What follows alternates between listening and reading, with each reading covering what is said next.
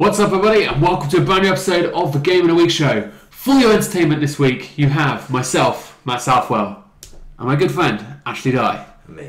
No need to adjust your sets. And the gang. Dan is not very well this week. Yeah, so. We poisoned him. Well, I poisoned him so I could have a romantic show with just me and Ash. We were going to get the candles out and everything. We've already had those, it's fine. So this week, as with every week on the Game in a Week show, we will be discussing the latest news topics around the video game industry. We'll also be going through all the game releases for that week before each picking our favourite games of the week. So if you do like video game news, along with Let's Plays, conversations, pretty much anything video game related, we've got it all covered here on thegameinitiative.com. The link to our website is down below. So getting into the news, Ash, we're kicking off some sad news. The sad news isn't just that Dan's not here. It's also that Uncharted 4 has been delayed again. Again, yes. This is the third delay now that we've had. Yeah. Sean Layden, president of Sony Corporate Entertainment of America, has basically said that this delay is 2 weeks, so now it's May 10th, is to ensure that they have enough manufacturing time in order to meet the huge demand that the game has. So in other words, by the sound of it, the game is ready, but they haven't been printing discs fast enough. Yes, that is how the message comes across, I would say. Now, there's two things about this. Either number one, that's bullshit, and they don't want to say again that the game needs more fine tweaking because they've already had two delays for the game, and a third one might sound yes, you're absolutely even though it's only 2 weeks. Or number two, it's bullshit that they can't print discs fast enough.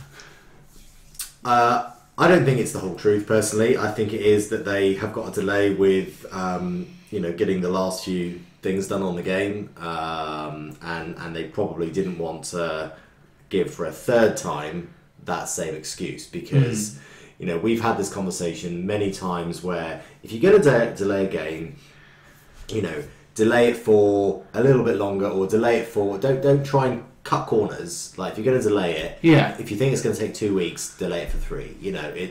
It's like when you say, yeah, I'll be there in 5 minutes. 5 minutes later, you phone someone and say, yeah, I'll be there in another 2 minutes. And then 2 minutes later, yeah, I'm on my way. That's me. Yeah.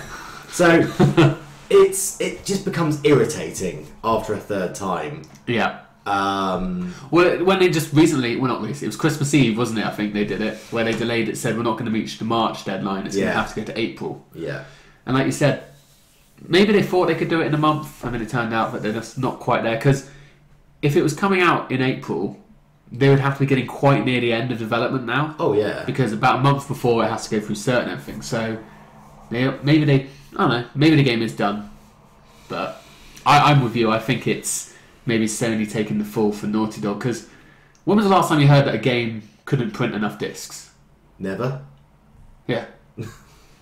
We've had issues where hard copies, they can only release digital, and then the hard copies had to follow because of issues with the publishing and stuff. But other than that, I haven't heard it. Call of Duty manages it every year. This is Sony. Like, if they can't get their house in order, I don't know. I don't know which is worse, to be honest. But either way, we're no longer playing this game in April, unfortunately. Yeah, it's extra disappointing for me. It's getting closer and closer to the summer, and I don't generally do a lot of gaming in the summer. I still game, but not as much because of... It could come out on your wife's birthday, you would still play the game all day the day it came out. So don't pretend that the day it comes out makes any difference. Uncharted 4 may be an exception, and yes, I probably would play it no matter when it came out. Yeah. Yes. But the good thing is, it's only going to be about a 12-hour experience, so yeah, you can whack it out in a day if you wanted. More sad news this time. This is the real reason why Dan is sick. He's sick to his stomach to hear that Mass Effect Andromeda has also been delayed. Now, we talked about this about a month ago, 6 weeks ago. We did. Where CFO Blake Jorgensen, CFO at EA, basically said that we've got Mass Effect, Battlefield, and Titanfall all coming out somewhere between September and March. Yes. They're Q3 and Q4. And we thought, okay, well, he confirmed Battlefield, I think, as the September, October release. He said that was definitely in that quarter. Yeah. Which left, we thought, one more, because they wouldn't release all 3 games in like 2 months, effectively, October, November. That would be silly. So we thought, well, no shooting game, didn't have 2 shooting games together, so therefore Titanfall will be the one in early 2017.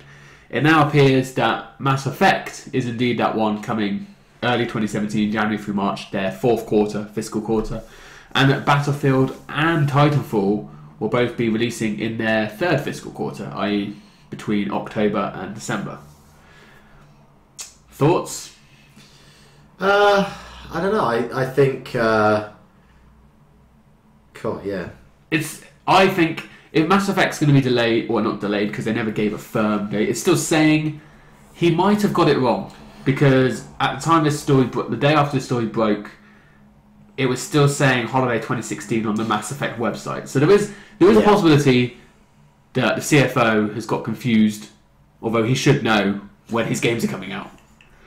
You would hope so. But then again, the internet got really, really angry because he called Mass Effect or really worried because he called it like a space action game, and they're like, it's not an action game, it's an RPG. That's why he's the CFO, because he just deals with the numbers. Yeah. Does it make a lot of money for me? Exactly. That's all I care about. Exactly, yeah. Video games? What are video games? Never played a video game. But just give me the numbers and I'll work it out. I'll do the accounts. Yeah. No, I mean, it's interesting. I certainly didn't see it happening this way round when we talked about it about a month ago. Yeah, I mean, what can you do?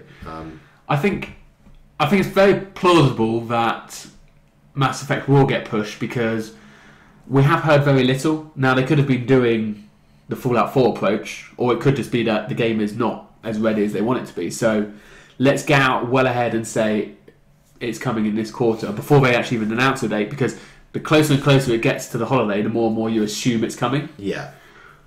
But I would still not be surprised if we saw Titanfall get a push as well. You don't want to release Battlefield and Titanfall in the same window. You're then just cannibalising yourself.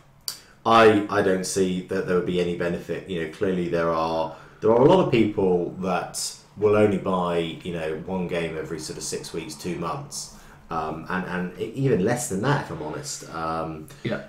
I just don't see why you would have nothing for, let's say, 6 months, and then... Well, they got all their sports games in the summer. That's what they want to stay away from. They know that... I don't know. Okay, maybe it's just me that just sort of looks at that as a separate sort of category. You've got the sports, and then you've got everything else. Yeah, I suppose people that buy... You generally think your sports and your shooters... Yes, you have your more dedicated gamers, like myself, that do enjoy those franchises. But it's a very stereotypical thing to basically say a lot of people just buy FIFA or Madden, depending if they're American or European, and then a shooter. Yeah. And that's all they play every year. Yeah. So, I don't know. We'll wait and see. The only potential saving grace is the fact that there's rumours that Battlefield might be actually going back to the World War shooter. Yeah. So in which case, discussed that, didn't we? Yeah. If Battlefield goes back to, early 1900s, World War One or maybe even World War Two, and then Titanfall's a futuristic shooter, at least they are still two very different styles of games. They would be.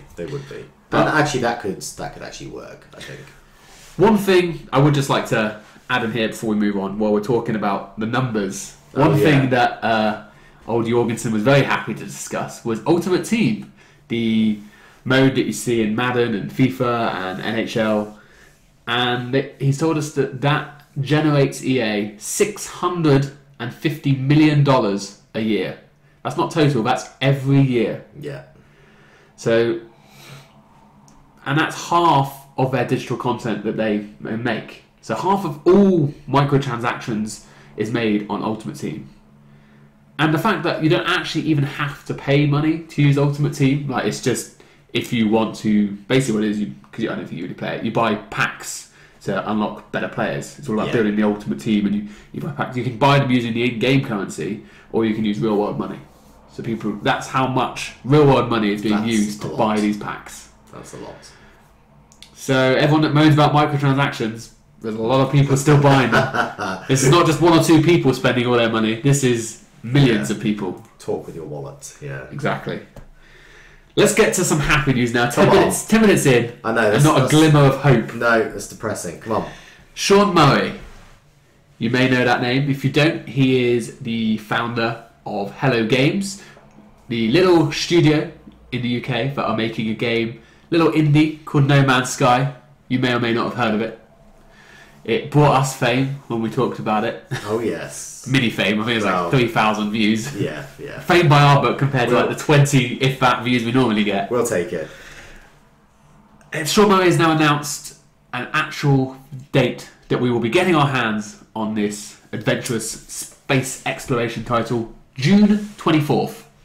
Yeah. That is the date, smack bang in the middle of summer. But I feel the perfect summer game, because summer's normally quite a quiet time. Yeah. And what better way to spend your summer than exploring the entire of the universe? Yeah, it would take all summer. And the rest. And the rest. Didn't they say something like, if you were to visit every planet even for a second, it would still take you... But you couldn't do it in your lifetime or Oh something. yeah, no, it was like, I think even like millions of years or something, or thousands of years. It was ridiculous. Ridiculous. So, also some people might be worried, because this is, as they call an indie game, whether or not it was going to get a full physical release. Yes, it will be. So Sony will be publishing a physical release, and it will be £50 normal price game, basically. I think they've realised that there's a lot of chatter about this game. It's highly anticipated. There's a lot of people very excited about this, because it is just bringing something completely new and different to the table that we've not seen before. And I think everybody is expecting good things. There's going to be a lot of demand, and therefore I think physical release is a wise move. It's fantastic for Hello Games. I think they Hello Games. Yeah. I think it is great for them, because clearly this is going to put them on the ladder, get their name out there, and fingers crossed. The game plays well and lives up to expectations. I think that's his biggest problem. But I saw on Amazon. I was on Amazon yesterday, just looking at video games as I do every day, and this is already the #1 in, was it sci-fi? It was basically like the #1 pre-ordered title. Yes. It was either in total across all, I don't think it was all games, but it was like in its category, it's already #1, and that was within 2 days of it being available to pre-order. Yeah. So I think people are excited for it. They are. There will be a limited edition coming as well for the PS4, where it will include a No Man's Sky comic, an art book, some specific DLC that has yet been confirmed, and also a dynamic PS4 theme for the people that like to change their console around. I'm the same. Although I've had the 20th one forever now, but I feel like... You still that one? I change it every month. I want to get the... I think I'm going to change it to the Firewatch one now. I like the Firewatch Grim one. Fandango at the moment. Good Grim Fandango. It's quite a nice little background. You had Destiny for ages as well. I did have Destiny for a while. I'm glad you've come to your senses. I like the music though. It was quite nice just to have it on in the background. It's quite nice music. Very dramatic in my lounge. On the PC, the PC Master Race, if you will, they're getting an even better special edition. This one's called the Explorer Edition. I think this one came in at about £120. Well, it's $150. So at conversion rates, it's about 105. But we'll round it up because they always do. Yeah. Although this one is actually limited, and it's from the guys at I Am 8-Bit in the US. So I don't actually know if it will come to the UK. You'll probably have to import it, which means actually probably better value for money. But either way, this comes with a hand-painted metal ship replica, which looks pretty cool. I'll put a picture up of it on there. So yeah, like I said, only 10,000 of those available. So if you want to get that version for the PC, you're going to have to act probably pretty quickly if it's not already sold out. I was going to say, with a lot of these things, they do sell out pretty quickly. Now, there's one other thing that I do want to add. Now, over on Kind of Funny, there was an interview with Sean Murray. Kind of Funny, if you don't know, they're a YouTube channel. They do gaming, geek stuff. Pretty good, just check it out. But yeah, so he got asked, how good will No Man's Sky be? Or how difficult was it to program No Man's Sky for VR? Because their ongoing thing is always that it will come to VR. Yeah. We've said it as well. We've said it would be the perfect game for that, wouldn't it? And he laughed. Obviously, there's no announcement yet or anything. And he said, "What can I say about VR?" And then he said, quote, "I'm probably saying too much, but I think No Man's Sky would be a really exciting title for VR." So clearly it's being discussed at least. And then he did go on to say, "But we are a tiny team working on this game." Yeah. So it sounds like he would like it to be, Yeah. but at the same time, his team probably doesn't have the capacity to do it. But that's not to say that Sony could offer one of their teams to help them. They could farm out to a contract out. So yeah. Yeah. Now either he was being very friendly to the interviewer, or because he could have just said nothing. Yeah. But yeah, that would be pretty awesome if it came to VR. I think we've talked about that before. Yeah, there are a few games out there which would fit very well with what VR is trying to achieve, and this is one of them. That exploration, that real submersive kind of gaming experience. Definitely. This game has just got that hands down. It would be good. I would be super excited. Right, moving from Sony and their PS4 over to the Xbox. And Phil Spencer's been talking a little bit about the Xbox at the moment and the future. We've talked in recent weeks about the move to make cross-platform closer between Xbox and Windows. Windows 10 obviously on the Xbox One, everything being integrated. We've got the Xbox One app on Windows 10 now where you can stream your console. They announced that they wanted to bring games to Windows. So Quantum Break is going to be cross-buy, cross-save between Xbox One. They've also announced this week a Forza game that will be coming to the PC, which is called Forza Motorsport 6 Apex, which basically sounds like a slice of Motorsport 6. It's going to be free to play, and it's coming in spring. It's the first time Forza's ever been on the PC. It's going to be 12 events, 63 cars, 20 tracks across 6 different locations. So really 6 tracks, but just different variations of them. Yeah. What do you think about the free-to-play option as a game? Do you not think... Because to me, it's just like, well, it sounds like you're going to have bare-bones stuff, and if you want to buy more... If you want more cars, more tracks, you're going to have to pay for them? I would hope not. I think, when they want to try and get the sort of PC involvement here, they need to be able to give something first in order to get something back, and I think that is what is going to sell the idea of more gaming on the PC and the collaboration between the Xbox and the PC. That's a fair point. I mean, there will be microtransactions. They've already confirmed that. But that's fine. That's standard with Forza. But like you're saying, I suppose if it was a $50 game or £50 game versus free to play, you probably get more people downloading it and playing it. Yeah.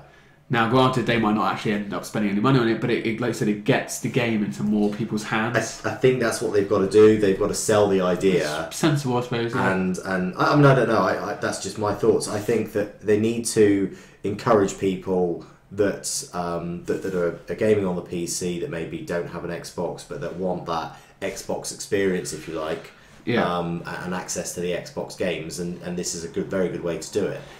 Yeah, I didn't think about it that way at all. I was just thinking, as a Forza fan, me, already sold on it. Yeah. I'd rather just have a full game that I could just pay for and then have everything. Yeah. I think this is probably cost effective for Microsoft to do it this way, and they probably feel that maybe they can then obviously generate income, money, business, additional gamers on the PC down the line, and they'd rather just spend a little bit now, be out of pocket initially maybe, but then hopefully reap the benefits. Well, yeah, they've already got Motorsport 6. It already exists. I mean, I'm sure it's not just a case of file save as Windows version, but changing those initials from .xbx to MSFT or whatever. But it's I think you have convinced me that it's a sensible option in this instance. Yeah, I think it is. They wouldn't be doing it for any other reason, I don't think, but. On the plus side, if people are unhappy with that, Xbox One owners, then Microsoft, I was going to say Windows, they're not a company, Microsoft have also teased another Forza game that will be coming to the Xbox One. We kind of expected it. Yeah. The last few years they've been switching annualized between Motorsport and the Horizon franchises. We've seen a teaser for this. The new Lamborghini, the Centenario. Do you reckon? It's the 100-year one. Yeah. 100 in Italian. Centario. No, Centenario. Goddamn Italians. Centenario. Yeah. Yeah. That's probably about right. As you can tell, I'm not very good with Italian. It's a Lamborghini. Whatever. That's the car that's going to be on the cover. It is. Full details of the game will come at E3. That's all they gave us for now. But we can probably reasonably assume, based on the track record... What's your preference, Motorsport or Horizon? Horizon 2 was amazing. Horizon I 2 is good. loved Horizon 2. I always loved Motorsport, but I haven't really played Motorsport 6 this year. I think because over the last couple of years I've tried to be more diverse with my gaming. I used to spend a lot of time with a few games. Well, Horizon takes more of a story element from it, doesn't it? I mean, certainly Yeah. the last one we had that, you've got that guy and he's like, yeah, man, and he's like, yeah. It's exactly. That's exactly what the Horizon game's like. And then you've got Motorsport, which is just You're a professional driver. Yeah, it's professional a driver racing versus game. racing enthusiasts, basically. Yeah. And yeah, I really like the setting of Horizon, the tasks to do in the open. I like the open world environment versus Motorsport is tracks. So yeah, I think I'm convinced that Horizon I prefer slightly more. I enjoyed the last Horizon more than I enjoyed the last Forza. Yeah, the last Horizon was good. So yeah, I'm excited if it is.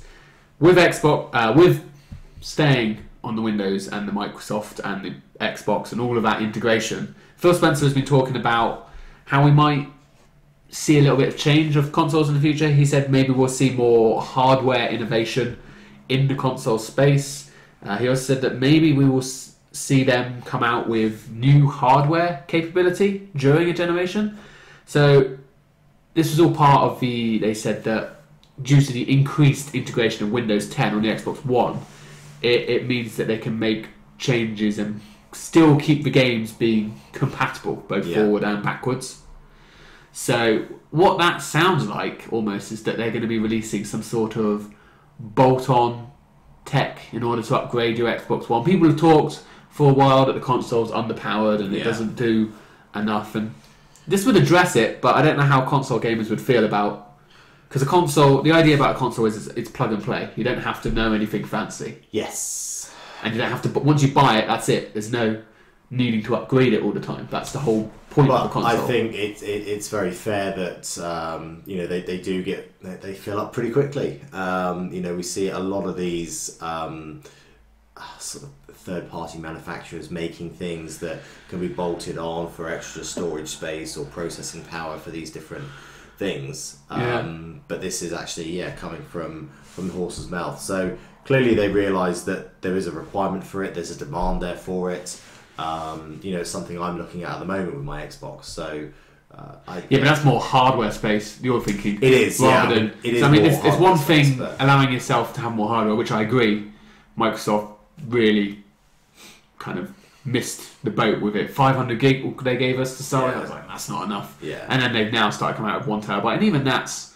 I mean, it's enough if you don't mind reinstalling games, but on the Xbox it takes so long to install games. Yeah. You don't want to have to reinstall a game. Yeah, it's a bit of a nightmare. Either downloading or on a disc. But this is more focused on the processing power. Possibly, yeah. We don't know at the moment, obviously, but it'd be interesting to see because laptop makers, I showed you this before, Razer, they've released this thing called the Razer Core, which is basically something that you just plug in via Thunderbolt USB 3.1.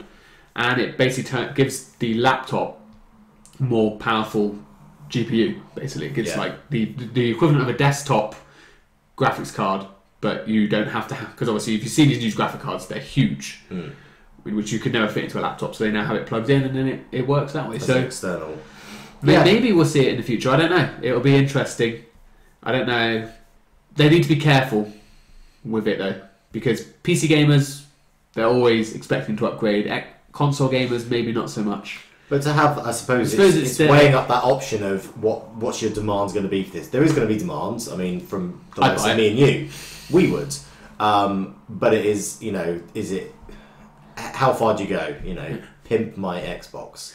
Well, How many accessories do you want to bolt on it? And all I'm going to say is, look at how angry people got when they found out they were releasing Xbox games on the PC. yeah, Just imagine how angry they're going to get if they hear that the Xbox might be becoming more like a PC. They're like, no, we hate PCs. They should all burn in hell. Let's talk some more Microsoft hardware to round out the news this week. And we got some details on their augmented reality headset HoloLens. So the dev kits are available to pre-order now. They will start going out on March 30th, so just a couple of weeks away. soon. You're going to have a fair chunk of change in your back pocket though if you want to pick up one of these. $3,000.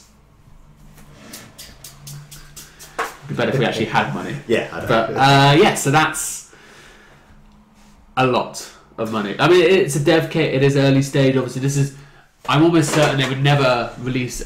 This is not ready to retail, and it would never go out to consumers at this sort of price because no one would buy it. The tech's obviously still very, very new. We're probably, what do you reckon, 3 years away still from seeing a consumer version. For mainstream, it's hard to say. There's If so you think many. how long- There's so many of these things in the works at the moment with these sort of overhead visual VRs and stuff. Yeah, there are lots going on at the moment. There is a lot, and it's hard actually sometimes to keep up and who's where in the market, and what's being released when, and how much different things are, and what they're all doing. This is an augmented reality. We talked it looks about cool. Well, it does look cool. I think it sort of follows on from maybe I suppose Google Glass was like one of the real mainstream first things that was announced that this is all now come from. So this is effectively operating, interacting with I'm guessing PC and Xbox potentially down the line, but That would probably be the plan. certainly being able to interact with that, with the menus and everything. I think it is going to happen to the mainstream. It's going to come to the market, but at this price, I think it's a fancy toy at the moment. The advantage of it is its standalone device as well. It will probably be integrated, like Ash says, it will probably be integrated with Xbox and PC somehow. But it's not like the Oculus Rift or the HTC Vive or That's fully PSVR submersive. that actually, but those actually need a PC or a PS4 to operate. The HoloLens will operate in its own right. Okay. So all of a sudden, 3,000 might sound a lot, but then you look at the Vive, which was you need a $1,000 PC and an $800 headset. So actually, Vive is more like an $1,800 headset indirectly. Whereas this is a standalone thing. It comes with flash storage, 64 gig, 3 gig of RAM, voice and gesture recognitions, HD camera, 12 megapixels, battery life of 3 hours, and 2 weeks standby. So all the specs. And then they also told us that the holographic resolution is 2.3 million total light points, whatever the fuck that means. And the density of the holographics is 2,500 radians. So that's how many light points per radian. Yeah, I have no idea what any of that means, but someone watching might do. Tell me whether or not that's impressive. But I think I'm almost more excited for HoloLens than I am for VR. Because VR, until I experience VR, you can't really see it. We've already seen what HoloLens can do with the Minecraft demo. You can see that. Yeah. Whereas I haven't yet been able to see VR. All I'm imagining is it's like a TV that's around my whole face. But apparently it's... No, you know what I mean though. It's going to be more immersive than that. Yeah. But yeah, I am excited for HoloLens. But not at this price. Yeah, HoloLens not so much for me. I think if you're someone who... you're on your PC all the time, or you're wanting to do, because clearly with this, it's not just about gaming. It's about other things as well. It's if you're if you're doing work, if you're well, they showed a demo where there was an individual. They looked like they maybe designed motorbikes. So they were doing all the graphics design on the computer. People like architects, things like that. And then you can bring out like amazing a 3D hologram of it, so you can actually see. Yeah, now that is really cool. Can you imagine being an architect or something and being on a plot of land with your surroundings and being able to actually see where everything goes and how it looks. I mean, that would be tremendous. That would be really good. And that, for me, that's where this market should sit. But yeah, I don't see how it will work. I mean, they'll come up with ways of how it will work with games, but I think VR is probably more my bag than this would be. Yeah. But we shall see. We will see. The future is on its way, and all of it features ridiculous headsets. Affects me now as the future from when you said the future's on its way. I said it's coming. I didn't say it's here yet. Well, the future never arrives. Well, the future never arrives. It will forever be the future. This week's games. You want to have a deep physiological conversation? No. About the future? No. Heavy Rain is the first game we're going to talk about this week. This is the re-release of the PS3 title. It was from Quantic Dreams. It kind of is their more well-received title. We had Beyond Two Souls that came out December. Well, it originally came out. It originally came out a while ago, but they've been re-releasing both these titles for PS4. Beyond Two Souls has already come out. Heavy Rain is a detective game with lots of little different story arcs. You have to solve a crime, and there's multiple different endings depending on how. This was kind of one of the wasn't the first, but it was one of the early titles where you saw like these branching stories. It was a breakthrough title for that type of game, I would say. Yeah, it was. I'm really excited to play this because I never completed it on PS3. I never really played it much at all. I only rented it. I didn't even own it. When you could rent games from Blockbuster. Yeah. Where are they now? That's it. That's the business we need to be in, renting games. Oh yeah, because that's the future. Yeah. So yeah, you can get the bundle as well. There is a retail version which Ash is happy about, but it will be buying both of them. It's about 25 quid or 15 quid for each, I think, maybe 16. What, Heavy Rain and Beyond Two Souls? Yeah, £29. £29 from Amazon, and I ordered it about 30 minutes ago. Well, that was more than that because we've been running for 32 minutes. Okay, shut up. Next up on the game releases this week, we have Screen Sheet for PS4 and Xbox One. We've talked about this game before when it came out on PC and then when it was announced for consoles because we were excited. It is a throwback to classic first-person shooters, multiplayer, local split screen. But the difference is here you're actually allowed and encouraged to screen cheat because your characters are invisible and the only way you can work out exactly where they are in order to kill them is by looking at their screen. It's made easier by colour-coordinated areas of the map. But yeah, I was excited to play this and I was going to buy it. As soon as I saw it in the store, I was like, I'm going to buy this definitely now. And I was like, well, this is very much a multiplayer game. Yeah. So maybe I should wait until I actually have friends. Friends to play with. No, just friends, full stop. Okay. Yeah. But yeah, it looks like a good game. We were. I can't remember when it was, but it was a while ago, and we did talk about this in a bit more detail on one of the previous shows, and it was something that we were really excited for because it's not something we've really seen done like this. At some point, when Dan's less diseased, we should get him. Maybe see if we can grab someone else as well and do like a 4-player on this. Yeah. Because it looks fun. It would be a fun game to play. It would be. And I will win. Gunscape. PS4 and Xbox One. This is basically old school Doom meets Minecraft, I think is what I said. Yeah, that's exactly what it looks like to me. I mean, you can build your own maps and then effectively walk through like an old Doom. Yeah, that's what at first I thought this is like a throwback to like Doom, Quake and stuff. Yeah, it is. And then the bloke started like building blocks and stuff. And I was like, oh, is it Minecraft? What's going on? So yeah, that looks quite interesting if you like first-person shooters and if you like Minecraft. And based on the sales figures, I'm pretty sure everyone likes Minecraft. Yeah, except me. And me. But most people do, it seems. And then for the next couple of games, we won't talk about them in huge details because we've done so twice before already. We have. Broforce for the PS4. This is your free game on PlayStation Plus right now because it won the voting. It's just a standard side-scrolling shooter. Looks fine, but we've talked about it. We didn't vote for it. No, it didn't win my vote. The game that won our vote was Action Henk, which is now available on PS4 and also on Xbox One. But you're going to have to pay for this one because it didn't win. But this looks fun. It's a racing game, but rather than you have cars, you actually have washed-up 80s action heroes. So it's a nice little twist on the racing genre. That's fun. It's something different. And yeah, out of the 3 games that was put to us for voting on the PS Plus games, for me, yeah, and then for you. Yeah. We then have McDroid on the PS4 and Xbox One. Not an item off the McDonald's menu. This is... You're basically a droid that has or a droid that's come off a ship that has crash landed on some planet, and you basically just have to try and gather resources in order to fix your ship whilst fighting off aliens. Yeah. It's not my sort of game. We were watching the trailer and had literally no idea what was really going on. Yeah. And had to look it up to find out. But it looks fine, but nothing more, nothing less. We then have Cyrillin for the PS4 and Vita, and I honestly can't remember what this one was.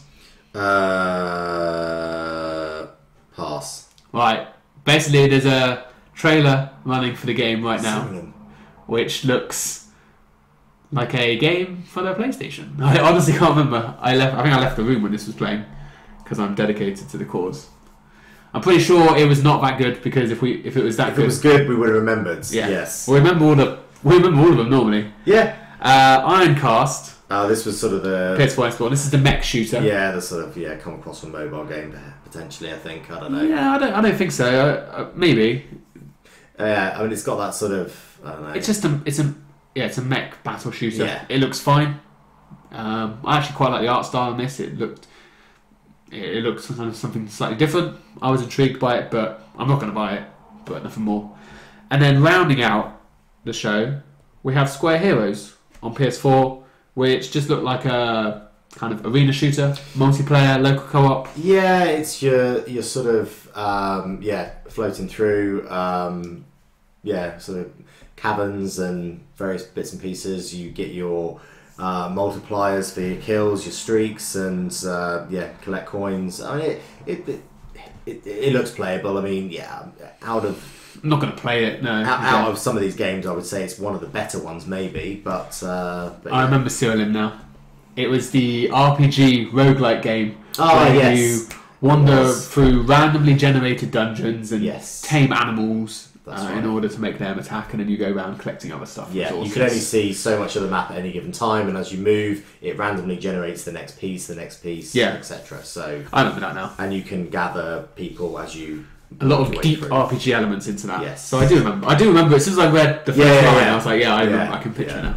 I remember. I even made comments that everything about this game is what I don't like, basically. Yeah. So there we I go. remember. I think for me, That's the games, yeah. The fact that I've ordered it not that long ago today, Heavy Rain has got to be up there as the game for me. Yeah. I'm really wanting to play this. In fact, when Beyond Two Souls was re-released, I made a point of wanting to play it and never did. So this is You didn't buy it though. no. Good. So this is. So you're waiting for the. I was waiting for the the package. bundle of the two Yeah. because I think collectively they will. I think they'll play well. I want to give a shout out to Screen Sheet, seeing as Ash has already mentioned Heavy Rain. Heavy Rain would be probably my pick. One of the best games on the PS3, from pretty much everyone's opinion. So definitely one to check out, and I will be playing a lot more of it at some point. With The Division coming out and Far Cry still, I don't quite know when I'm going to find time. Yeah. But Yeah, the Division this week. So Yeah. again, finding time to play a lot of these games. we will definitely have a Let's Play on The Division next week. Maybe I will buy Heavy Rain and maybe I'll do a Let's Play of it this week. It will force me to play it if I Yeah. have to do a Let's Play. So yeah. But Screen Sheet, at some point we would be doing that as well because Yeah. it just looks like a fun game. We don't have much split screen multiplayer games anymore, so it's No, nice you're to right, have that as there's well. not. Local split screen. Does have online as well, but yeah. Both very good games. They Well, are. I don't know that for a fact. I haven't actually played Screen Sheet, but it looks fun. It does look fun, and I think it's the kind of thing where we would. I think it would make Yeah. it fun. Yeah, it would. So that's it for this week on the Game Week show. We survived without Dan. Who knew we could do it? But there we go. Let us know down below in the comments. What are your thoughts on the delays? Are you angry? Do you not care about delays anymore because there's already so much to play anyway?